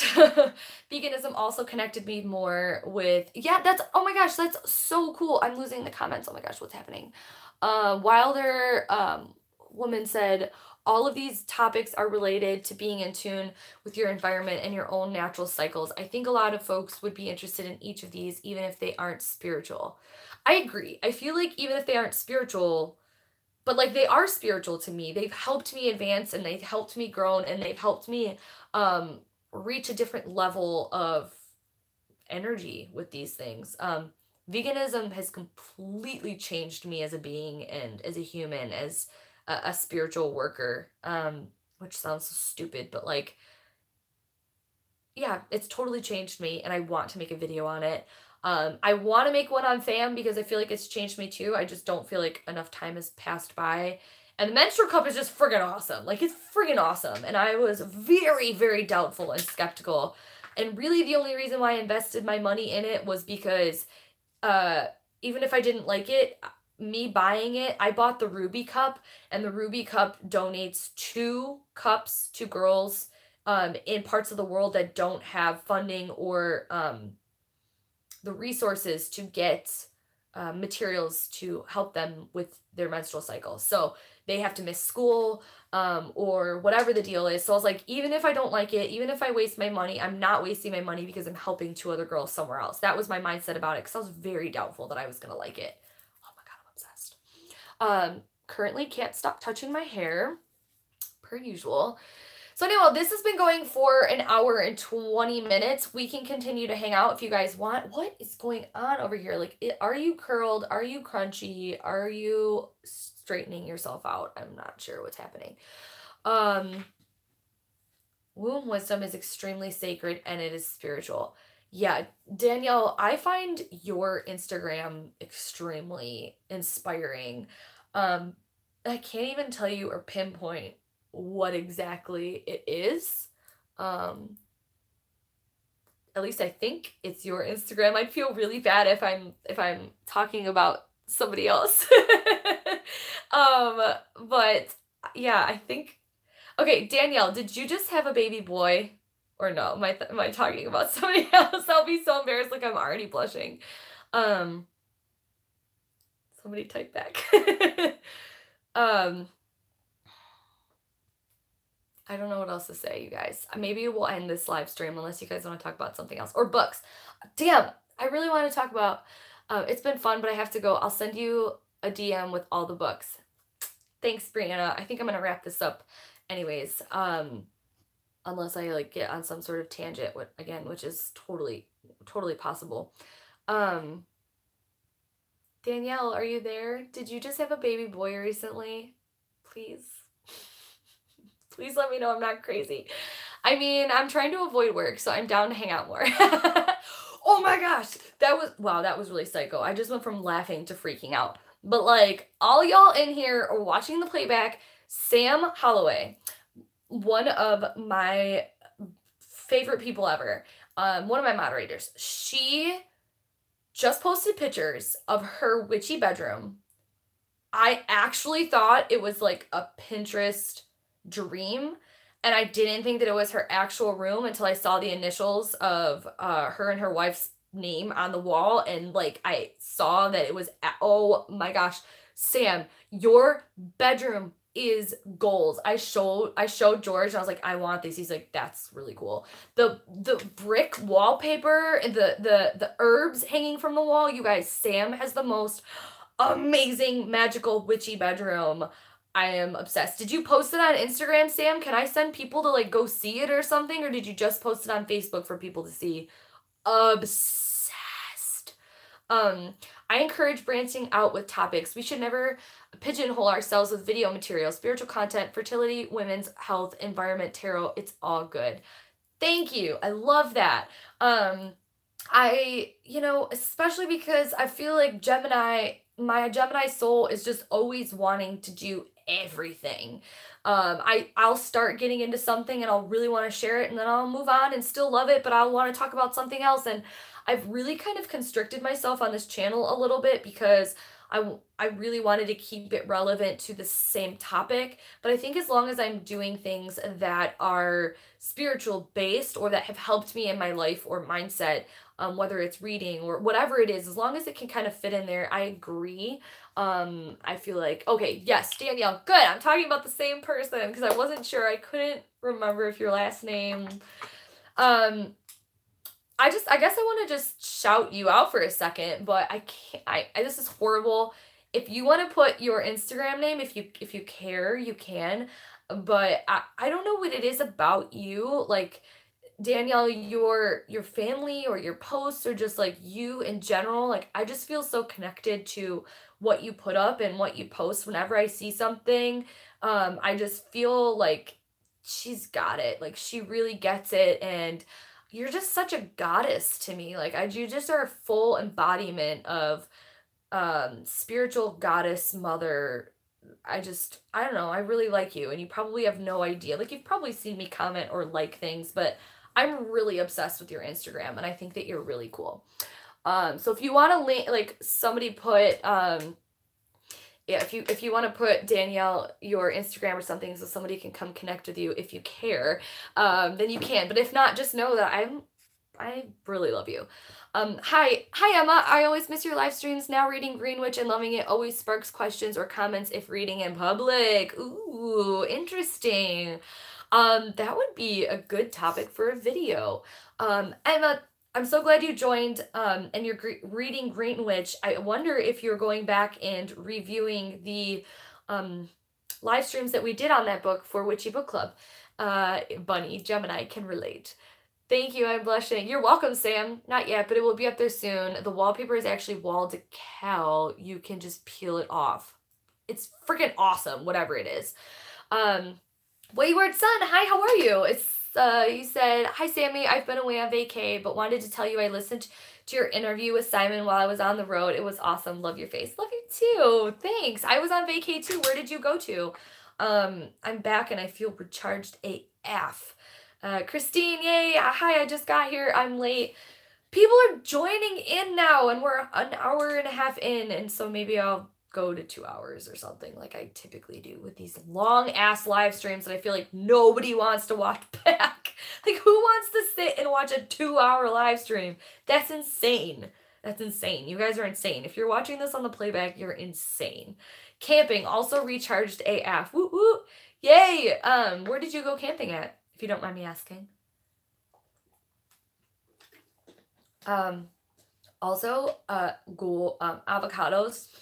This is such a friggin' random thought. Avocados were 69 cents at the store yesterday, so I bought 10 of them bitches, and took 6 of them and made the most amazing guacamole with salt and red onion and tomatoes and cilantro and the works, and I'm the only one in the house that really eats guacamole, and half of it is gone already, so you know. Hi Veronica Jude. Hi guys, I've actually been watching them back because I'm behind on the reading. Wait, are you saying the same thing as somebody else? I'm really confused here. Hold on. Veronica, I love you. Thank you. You've been watching them back because you're behind on the reading. So were you talking about the reading? What just happened to my comments? Hi guys, I've actually been watching them back because I'm behind on the reading. Are you talking about behind on the reading? Your book club videos. Okay, cool. I just got really confused because somebody else was talking about the Green Witch book, and then you popped in and was like, hey, I'm Veronica Jude. I'm amazing. I'm here. And now I'm talking about it too, and it confused me. Okay, but Bunny said I need to stop slacking on my astrological chart. I need to know why I'm obsessed with planning stuff. I would love to dissect it for you. You guys, I know I keep like saying this and then it would be really disappointing if I didn't. I really, really am like 98% sure I'm going to be offering astrological chart readings and transit readings via a Skype session, a personal one-on-one Skype session. It would be a very intense thing. It would be quite a bit of money. I'm not sure how much I'm going to charge so far. And I would be doing, like, you purchase the reading and you would have to give me two weeks, maybe even 3 in advance to book your Skype reading so that I can do all the research and get everything together and, you know, that I need to. And then we would do a Skype reading that would probably go for an hour, maybe even 2 with how this goes with me typically. And we would go over everything that you wanted to go and whatever I saw from your transits and your charts. And I would probably only do 1, maybe 2 a month. I'm really nervous to do it just because all of the stuff I already have going on, but I'm being so pulled and drawn to it. And you guys enjoyed the astrological part of the Witchy book club that I did, which is just a flavor of what astrology is, just a little flavor. But I haven't done a natal chart reading in so long, so I'm wanting to. I think I'm also going to be offering year ahead spread readings and all these other things, but I don't want to say that, and then we will see. I'll announce everything that I decide to put up when I take my website back off vacation mode, hopefully the end of this week or next. I go back and watch again, but I listen while doing laundry and dishes. Well, that's good because they're long, and if you can find things to do while listening, I think that's probably your best bet. Sam, if anyone is interested in seeing my room, my Instagram is Exhale the Bullshit. Please go follow Sam. First of all, she's amazing. She is one of my favorite people ever, and you guys have to see her witchy bedroom. Like, please screenshot that, go and follow Sam. She's an amazing human being. I love her to death, and you have to see this bedroom. It is goals. All goals all day. Butterfly Magic, you are so good at this live stream. Love it. I just put on my very first YouTube video yesterday. Finally took the plunge. Much to learn about technology, editing, etc. It's exciting all the time. You are so beautiful and amazing. I would love to see your videos, so if you want to DM me the link, I would love to watch it.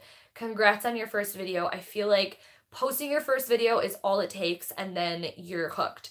I have been doing YouTube for years now. I just have only had this channel for about a year, but I was doing daily vlogs for 2 years before I got this one. So it took me a while to get going and to understand what to do and how to do it, and I still feel kind of brand new, but then sometimes I'm talking or watching other people's videos and I want to be like, hey, let me tell you, you could be doing this, this, and this. Let me help you. Like, I thought about doing like a YouTube kind of like offering something through my website just to be like, hey, I want to do YouTube, or I want to learn how to like market myself kind of thing. But then I'm like, there's so many other people out there that are doing it better than me. What do I have to offer? So that's like a self-worth thing that I have going on. Who knows? Whatever. But like, so many people are not taking advantage of like end slates and like cards and all these really wonderful features and tags. One of these wonderful features that YouTube offers to their creators and stuff that like people just don't know about, that I want to be like, let me help you. It's so much easier than you'd think. The hard part is learning, and there's no resources, so you really have to like go in and learn all this yourself. Danielle said, oh my god, thank you so much. I'm obsessed with you as well. Your energy and your vibe is magical. And then she linked her Instagram. If you guys want to go check out Danielle's Instagram as well, this is just like plugging and shouting out other people that I love and am obsessed with.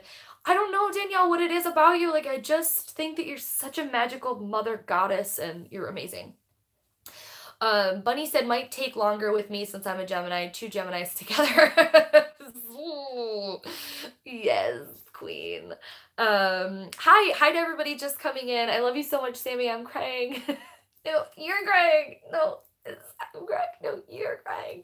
I'm too lazy to set cards tags to do excess.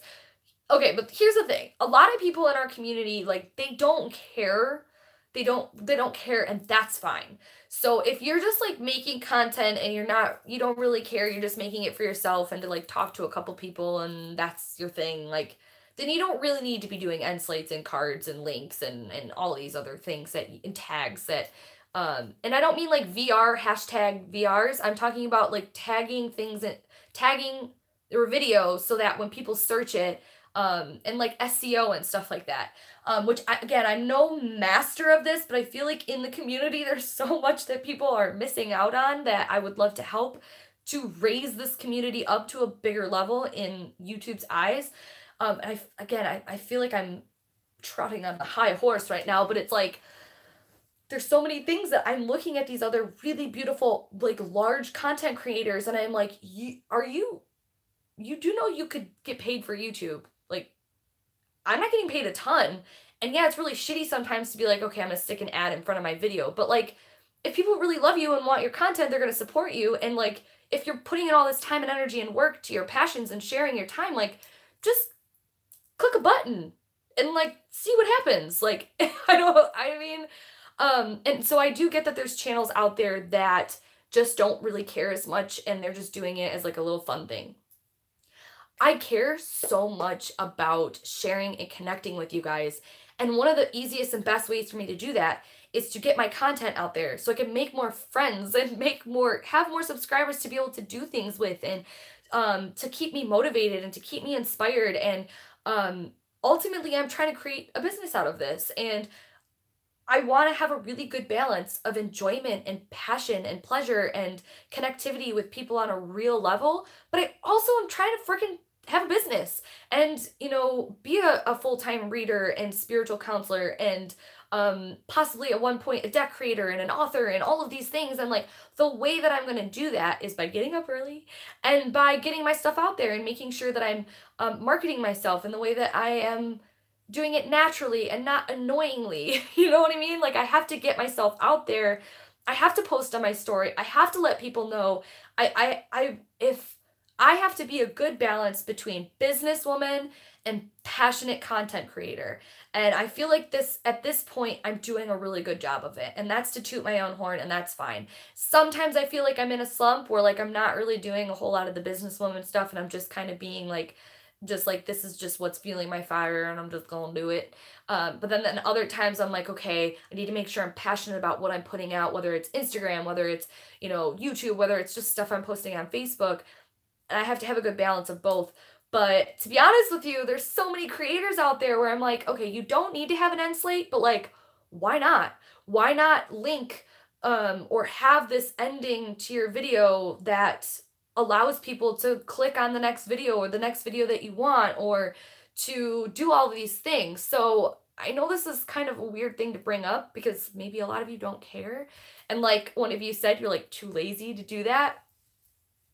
That's cool. Like if you don't care or if you're too lazy or if it doesn't matter to you, but because of the fact that I'm trying to build a brand, I'm trying to get myself out there, like it's not all about the money. It's about like the connectivity. And if I'm going to be putting all this time and energy and passion into it and wanting to create a business for myself, taking 5 extra minutes before or after I load a video to set my links or to do all these other things to make sure that I'm promoting myself, it's really worth it, you guys.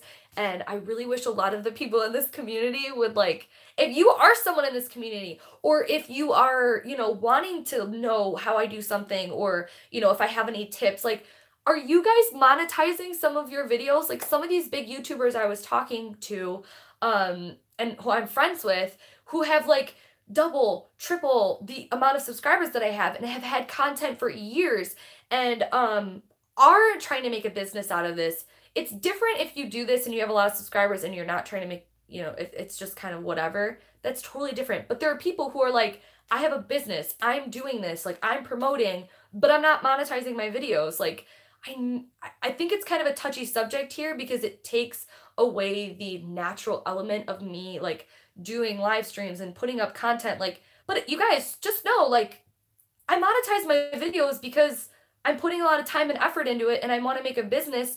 and I want to get paid for it, whether it's a little bit of amount of money or whatever, but like, I feel like that's okay for me to do, and that, you know what I'm saying, and getting myself out there.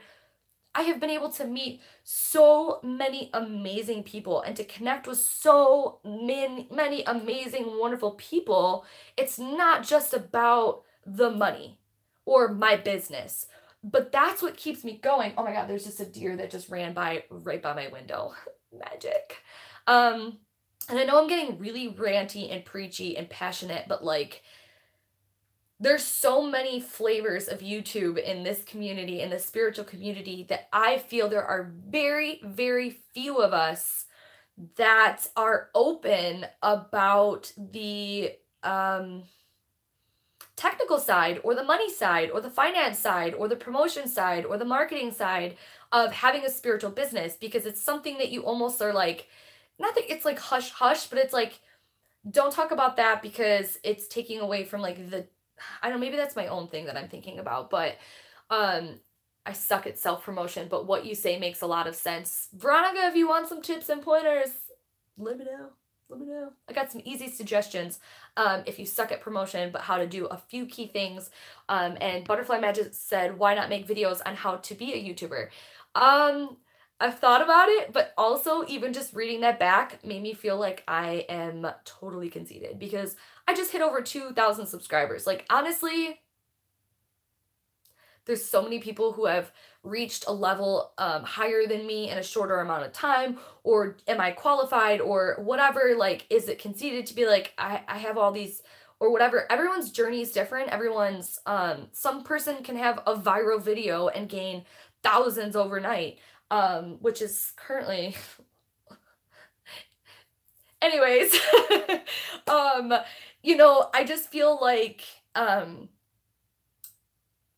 I don't know, it's something I'm scared, again, not scared, I don't know, I'm resistant on doing. But if you guys are like wanting to know like the ins and out of promotion or like the back end stuff of YouTube, there's so many things that I have learned that are like, how are people not doing this to their videos? Like, it's okay to do to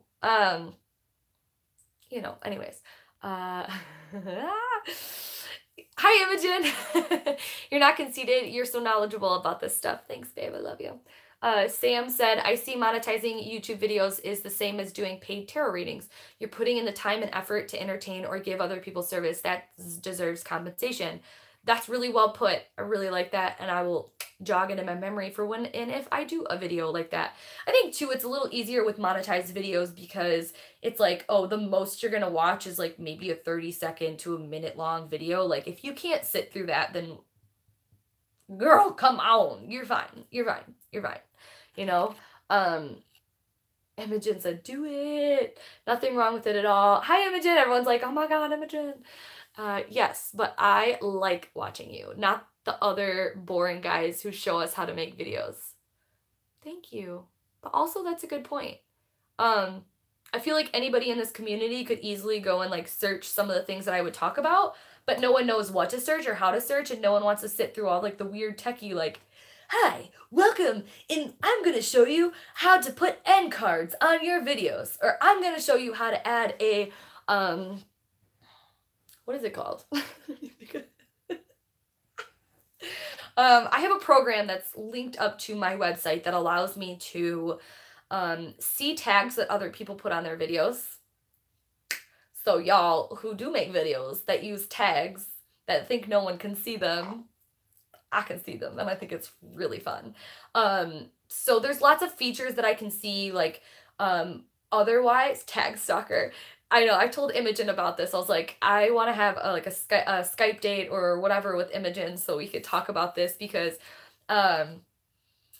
it's really fun to go, especially on like the big YouTubers or other people who are like making these videos and they're not using the tags to their full capacity, but they're typing in a few just off the top of their heads, and like some of the tags might be relevant to their video, but then there's those tags that are like cute brunette or like sassy witch, or like all these ones that they think that like people can't see, and I'm like, girl, I saw you tag your video like that. That is funny. Like, but it's an extension that I have that I downloaded, to be able to see how people's videos are working, or how mine work, and what's working, what's not, and the tags that are most used to be able to get myself out there. I can't remember the name of it, and if I make a video, I will mention it for sure, because it's a really great tool. You guys are like all upset because I can see your tags. They're boring robot people. I'd rather learn from you. Everyone be careful. Sammy sees your tags. That's me. I'm a stupid tagger. And I was too, and it was like, okay, I would like tag other big YouTubers in my video that had no relevance whatsoever to my content or my video, because I was like, okay, well, this is the only tag I can think of, and like everybody likes this channel, so I'll just tag this person and maybe it'll bring them to me. It doesn't work. Like, just so you know, it doesn't work.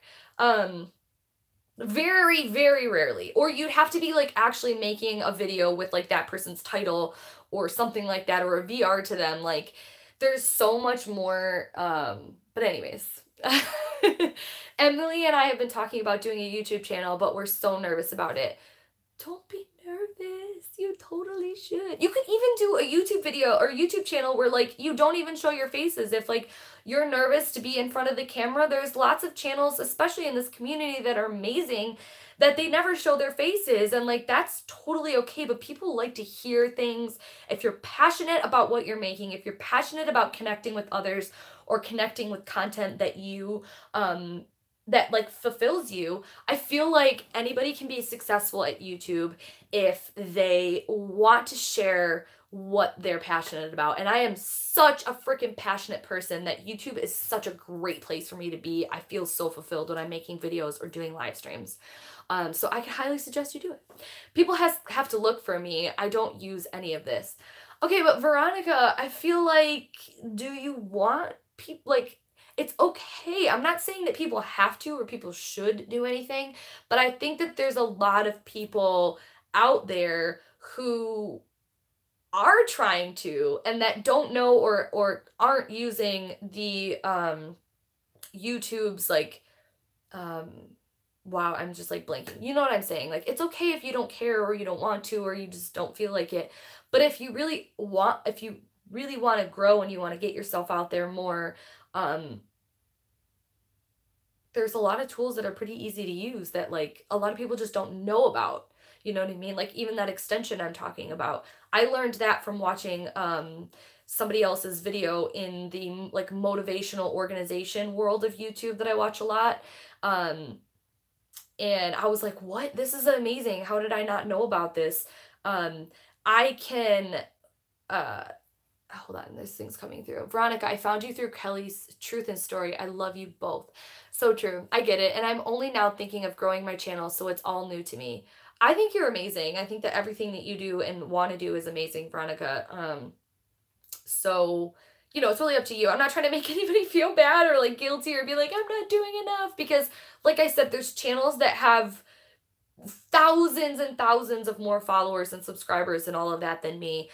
So who am I really to get on a high horse and be like, y'all are doing this right? Because I'm still learning and growing as well. I just, like, I'm seeing from an outside point of view that's like, yo, this video is amazing and it only has, you know, X amount of views, and for your subscribers, like, you could be getting so much in and so much doing so much more. I feel like the fact that you're already doing it is crazy. If you were to just throw a few, you know, links or whatever, just, yeah, anyways, you get what I'm saying. Hour and 45 in the live stream. Sam is passionate and ranting about nothing. Hi, Madison. How are you? Anyways, so lots of things, all over the place, as usual, Gemini. I will kind of wrap this up, but no, but you are right. We should be lifting up this community because it rocks. I think that's my main reason for wanting to make a video. Hashtag passion rant. If I were to make a video about like the ins and outs of how I use YouTube and like the back like SEO version and stuff like that and promoting and marketing and stuff, it would mainly be because of my want and need to help elevate and take this spiritual new age tarot community and kind of set it up a little bit more in the mindset of YouTube. Or people being able to find, because I feel like there are a ton of people out in the world or in the YouTube world that have interests in what we're doing, but that don't think to search it, and that not a lot of videos or channels are big enough to where it would just be recommended. Like YouTube doesn't recommend videos in our community. Like we have Kellyanne Maddox, who has, you know, whatever, I think 30K subscribers or so, maybe more, maybe less. She's one of the biggest and the most well-known, but even then 30,000 is such a small amount. And I don't mean to downplay Kelly, but in the YouTube sphere, you know, she's huge for our community and she's really killing it. And she's got amazing content. She's an amazing creator in person. But like YouTube's not going to recommend her videos unless, you know, something crazy happens, or, you know, I would love to take us collectively up a level, or up to Kellyanne Maddox's level. I would love to get myself up to that level even. And I feel like doing it as a team is the best way to do that. And you know, you have these like channels, that there's like Holly Nice, I think she just escalated over the last year. She's not a part of our community, but her content is part of what our community is kind of about. But so she's someone that's kind of there, and stuff like that. But anyways, blah, blah, blah, blah, blah, blah, blah. Raise up versus raise up. So close, but so different in applicable tactics. Raise up versus rise up. So close. Exactly. I feel like helping others raise themselves up through readings, through live streams, through spiritual interactions, through mentoring or advice or recommendations. I also raise myself up, and vice versa. I feel like that's a really good way to put it. So I used to look up meanings for thoth cards, and there were like 2 YouTubers that had everything, that had anything. It took me months to even find anyone else. So oh my gosh, it's almost 2 hours already. I agree.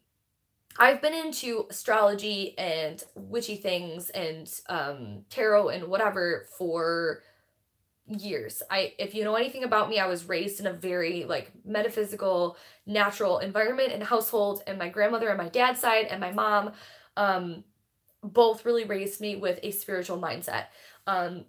I was dabbling with oracle cards when I was really little. I didn't really get into tarot until like really fully later. But astrology was like huge for me, and meditation and spirit and connections and all of that stuff. I was fully in for a while, and didn't even know that to look up or to think about things on YouTube or to search things on YouTube. I was watching the big content creators that were being recommended to me, like Jenna Marbles and Shane Dawson and the Shaytards and things like that. And I still love watching all of those channels to this day. But I was fully invested every single day in watching and creating content on YouTube that was just like whatever, you know, bullshitty stuff that made me laugh or that, you know, I felt like made me feel good.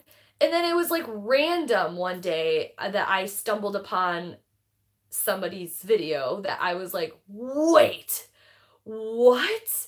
This is a thing? Like there's a whole community? Like how did I not even know that? And I think it was because I searched something. I never would have known. Like we're just such, which is something that's really beautiful about this community, is that this is really tight-knit because it is kind of like a little hidden gem in the YouTube world, but at the same time, the creators and the content makers that, I almost just wanted to say soul shakers after that, like make a little limerick or rhyme out of that. But you know what I'm saying? Like, I feel like there's so many people out there and so many people in the world that are into this or that want to be into this or want to find these content or want to learn and discover and grow with the kind of things that we're talking about, but you would just never know. So I would just love to elevate us all up, and myself as well, including to a different level. So, wow. passion speaking early in the morning.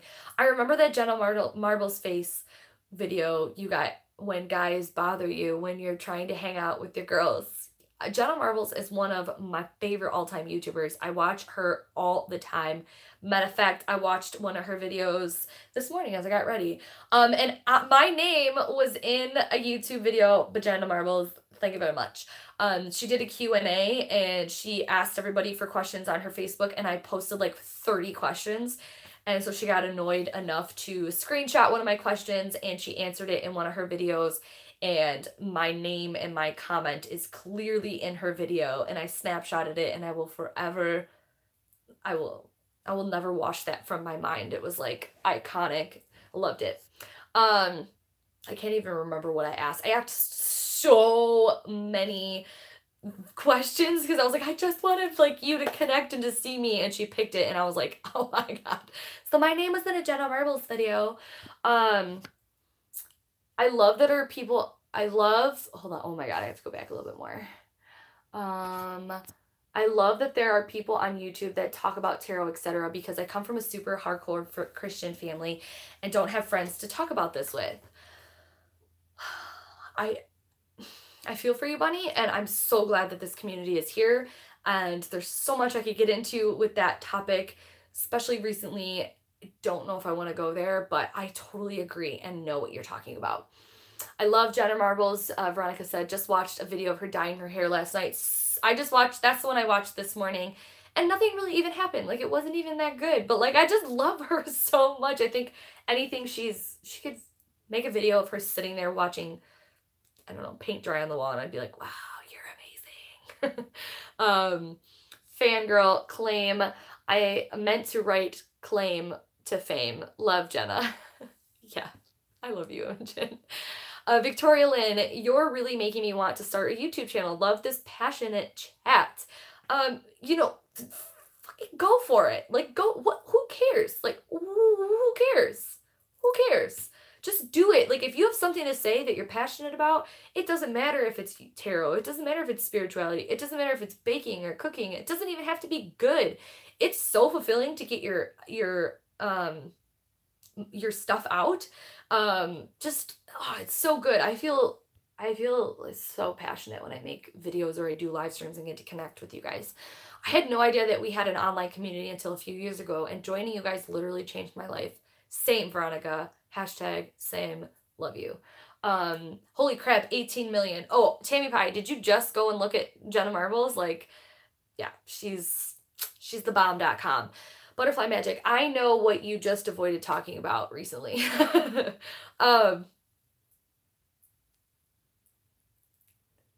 Anyways, we're almost at 2 hours, and I feel like so charged up. So charged up. Oh my god. Oh my god. So anyways, maybe we'll wrap up unless you guys want to keep going. I always was worried that YouTube is too overly saturated now to make it on YouTube anymore. Okay, but here's the thing. Victoria Lynn, are you going to make a channel to make it? Because if that's your intention, it's very, very difficult to create a channel, to stick with it, to be consistent, to make content that's good, that's passionate, that you feel good about, to spend your time on with the mindset of making it as your sole goal. So I do agree with that, as it's very saturated and it's very difficult to make it. But I guess, what is your intention behind making it?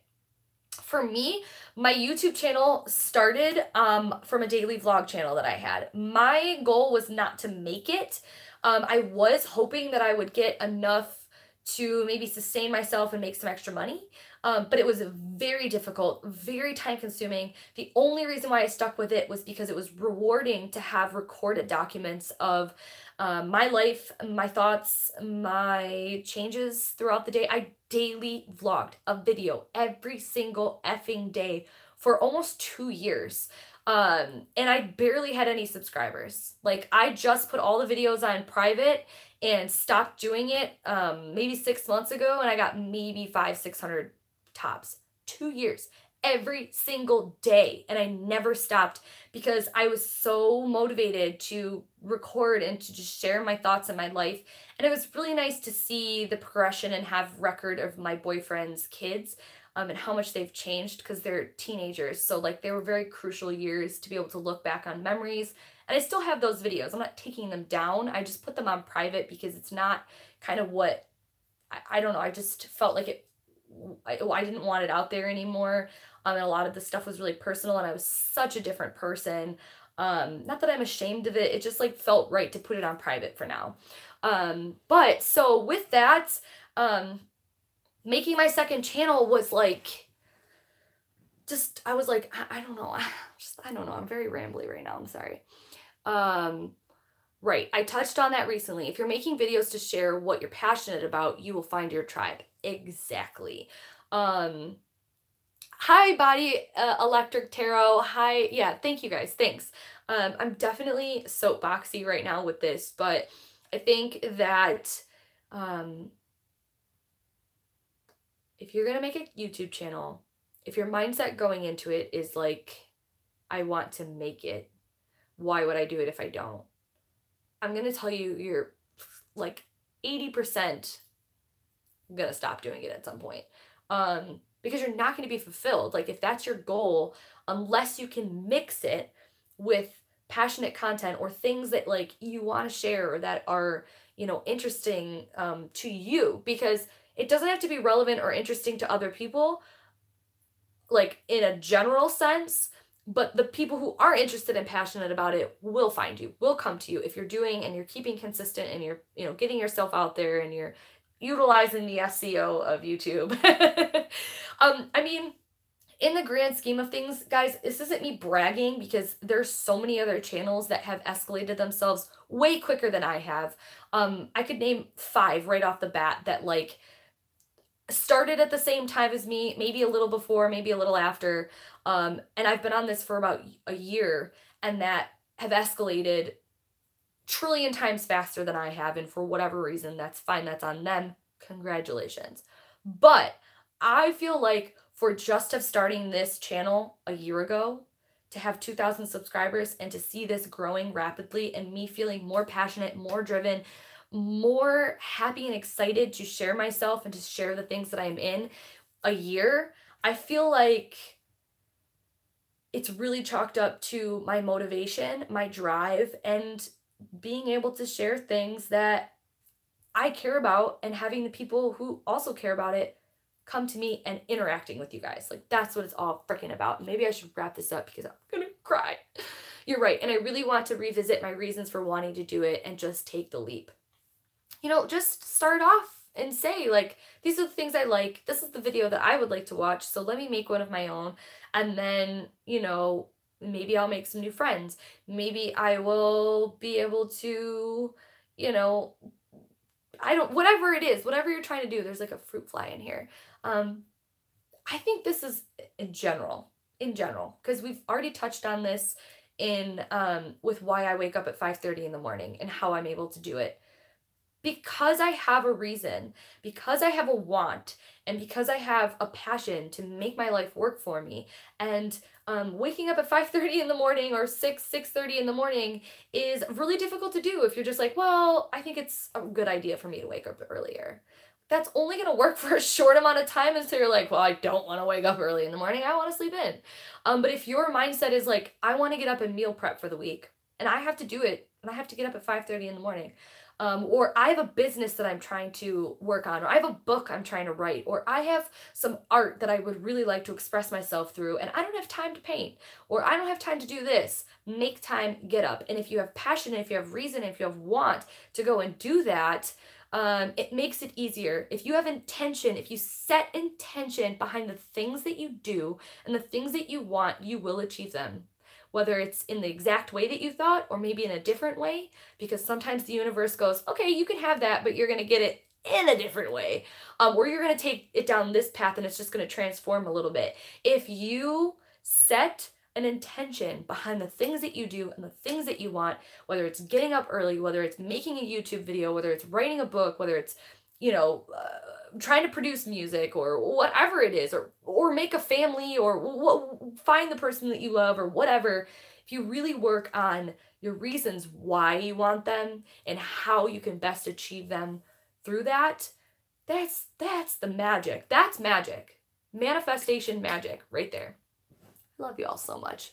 I feel like I want to leave you on such a powerful ending to this live stream. Girl, yes, I feel like I can fight a lion today. Thanks. Yay, I'm so glad. All right, you guys, that is a great way to end off this live stream, this catch-up rambly ish. We talked books, we talked fertility awareness method, we talked promo and all this other stuff. Yes, girl, preach.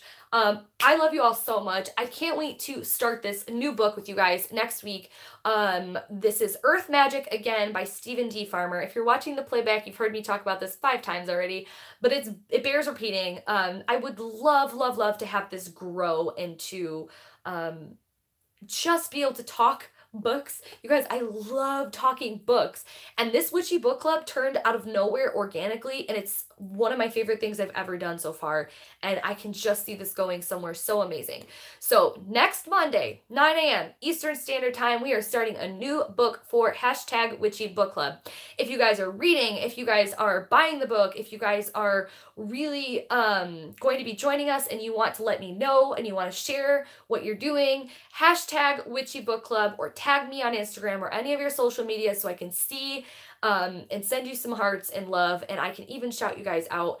But Earth Magic by Stephen D. Farmer, the reading section that we're going to be going over next week at 9 a.m. Eastern Standard Time is the introduction and part 1. So I think it was going to page 42. So we are going to be going over this entire section. We're going to be talking about it during the live stream. I'm going to be telling you my thoughts and opinions. You guys are going to share what you found, what you did with the readings, or maybe how it changed you throughout the week or weeks that you were reading it. And then I'm going to assign some homework per usual. So thank you guys so much for catching up and rambling some weird stuff with me. I hope that you feel empowered going through the day. I do. Before you go, make sure to hit the thumbs up button because it really helps me out. And if you want to tell anybody about Witchy Book Club, do that because that would be amazing. While we're already talking about self-promo, let's get it, girl. Honestly, anyone is trying to pursue something involving creativity and you're stuck or anything, read The Artist's Way. I've been reading it for 3 weeks.